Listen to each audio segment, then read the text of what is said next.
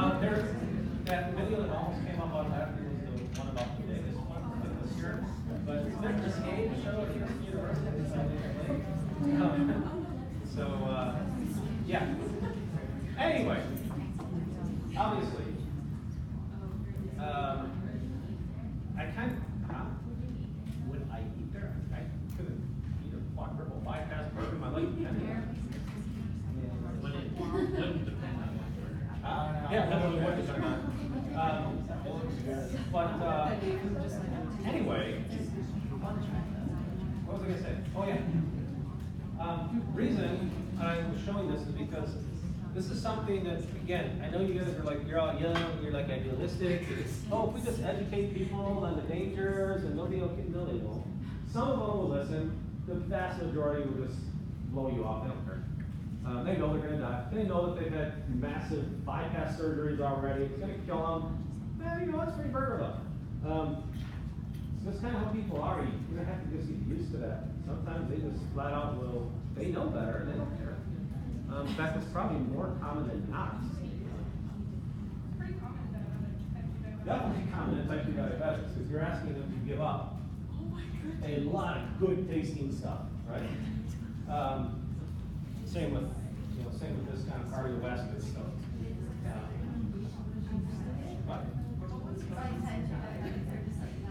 Oh, the other end. Ernie's dead too? He had a heart attack in front of the one in Vegas. He was like waiting for a bus outside the restaurant and he had a heart attack. Yeah, that's messed up. So Ernie died. I mean, we knew Ernie was going to die. Yeah, he died. So there was someone that actually had a heart attack while eating one of the burgers. And every guy was a son, so they took pictures. Yeah, heart attack eating the triple bypass. That's messed up. They have a scale like that one. It's like 650 pounds. Me and my dad and my sister and brother still on it, and we were only like. In Vegas? Like we were only like 600 altogether, and so it was like really surprised. Did you finish your burger? We didn't eat there. Oh, you just went on the scale?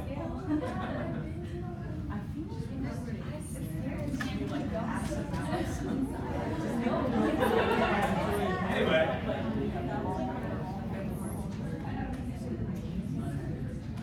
So, since we got the lights off, let's watch another one. This isn't as exciting enough. Well, okay, it's different. It started out with a totally normal day.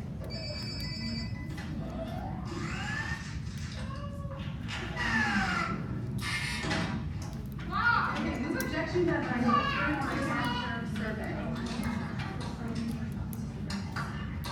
doing down there? Did you finish your breakfast? Ow.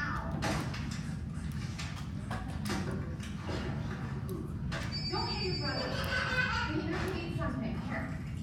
Okay, 5 minutes to carpool.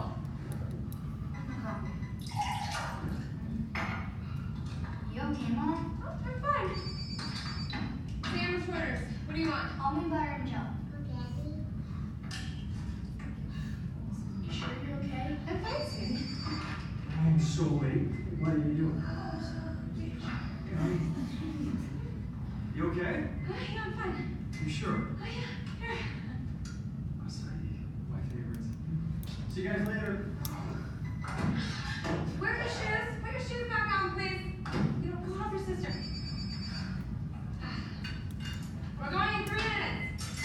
Oh my God, what am I doing? I forgot to cut off the fronts. Voila. Shoes on, potty if you need it. Get your sister. Here. Oh. Getting a dustpan. Oh, God. I think you're having a heart attack. Honey, I'm not the type of person who has a heart attack.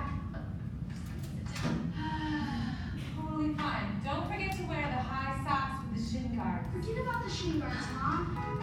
Come on, Mrs. Underdog is not going to wait.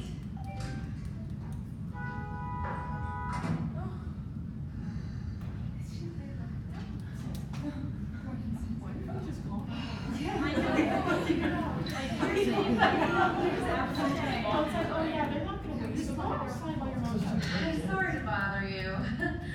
I think I might be having a little heart attack. Nothing really, just some nausea, tightening of the jaw, dizziness, shortness of breath, muscle pain, achiness, this terrible pressure in my chest. Oh, really?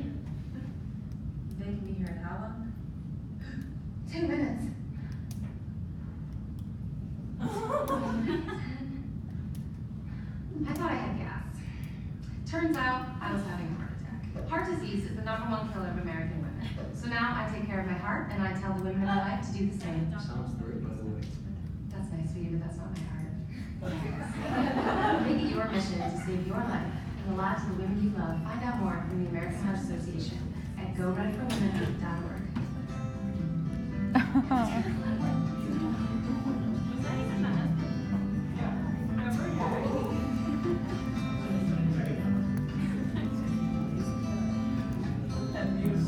So, you catch that? #1 cause of death now. I can't look at it anymore.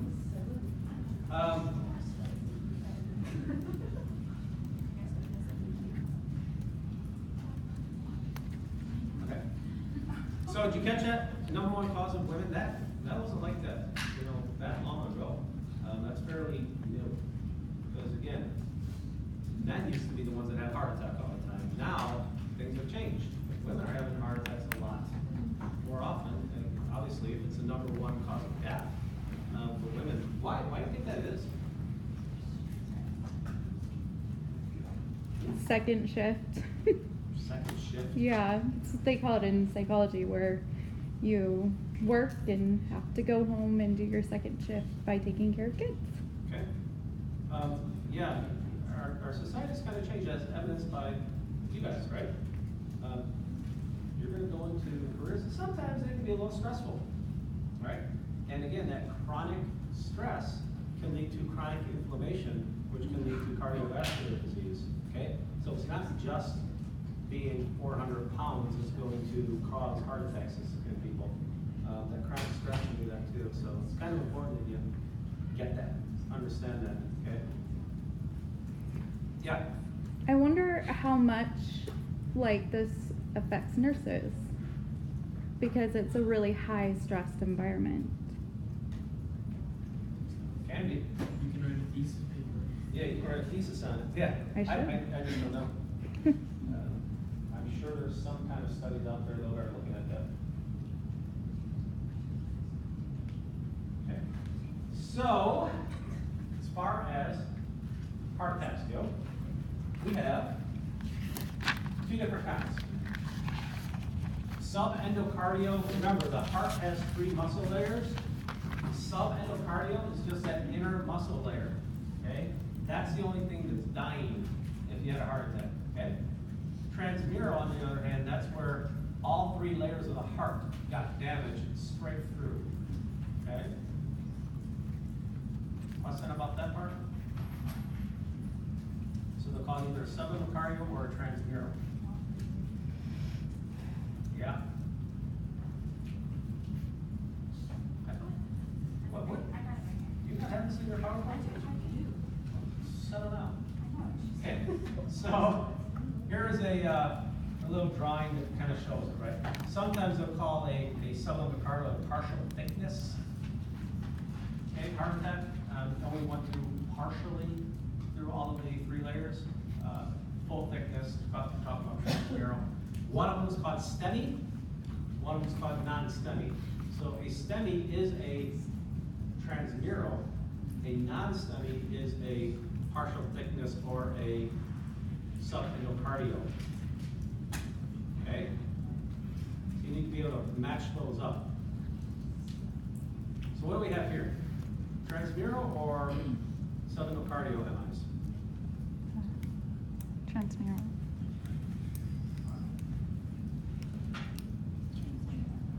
They are actually different. If you look at this one down here, for example, you can see where that went through pretty much the entire heart. So it did actually go into all 3 layers. So that's clearly a transmural myocardial infarction or a STEMI. I'll explain that in a second. And if you look at the one at the top right, you can see those little bitty pieces that are kind of dark. It's not really through all of the layers of the heart. Okay? So that would be be more of a subendocardial. It's not like you need to be able to recognize it because obviously if you're looking at a heart like this, they're dead, right? So, okay? So this is again what we're talking about, where you got the name from. STEMI versus non-STEMI, okay? Again, if you look at a normal EKG is going to look something like the one here, right? So it's your P, your Q, R, S, and T. Okay, that's your normal, yes? Okay? Notice that P, Q, R, S, T. Notice that that S is up, as is the T. That's why they call it ST, elevated myocardial infarction. Okay, and that's the transmural part. That went through all layers. So you can clearly see that on the large part of the EKG, which is your ventricles, when they depolarize, okay, and repolarize. Okay? Does that make sense? So the ST elevated myocardial infarction is what that STEMI means. That's the transmural, that's the really all the way through all three layers. Okay? The non-STEMI is the other one. Okay? Again, if you're just kind of drawing it straight across here, what you see is that the S is maybe a little bit off. It just kind of does that, but really what's happening is kind of dragging out because it takes a little longer for that electrical impulse to make it through that tissue, but it's still making it through faster than it was in the other one. Okay? It's making through more of it. Okay, question on that?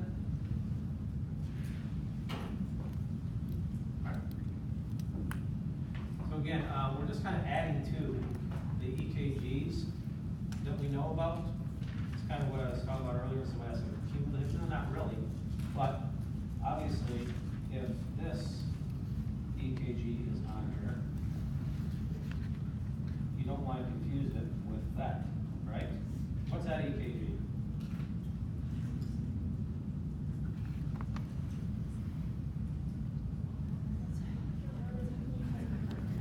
Your hyperkalemia, right, with that widened QRS and the peaked T-wave? T-wave? What? Okay, so that, to some people, that non-STEMI looks like that. I've had people confuse those two and actually come to my office to argue about it because in their mind it looks a lot alike. Okay, so just keep that in mind. That will be one of the tricky places. Yeah. So one of them's peaked and the other one's just kind of slow. Yeah, the hyperkalemia is definitely peaked, but that's not really the key point. The key point, I mean, it is peaked, and the other one's kind of slow. But really, in the hyperkalemia one, this entire thing right here is just widened out because it's like slower with the hyperkalemia, and it's peaked. So sometimes people confuse this with being widened, which it kind of is, and this with being peaked, which it kind of is. Does that make sense?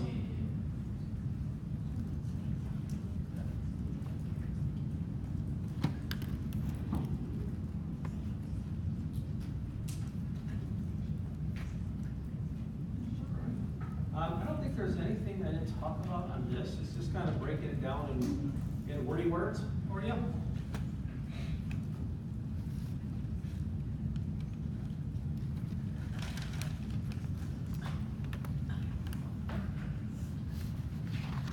And this is again some possible EKG changes with ACS and acute coronary syndrome, okay, which is just another way to say a heart attack, really, or close to a heart attack.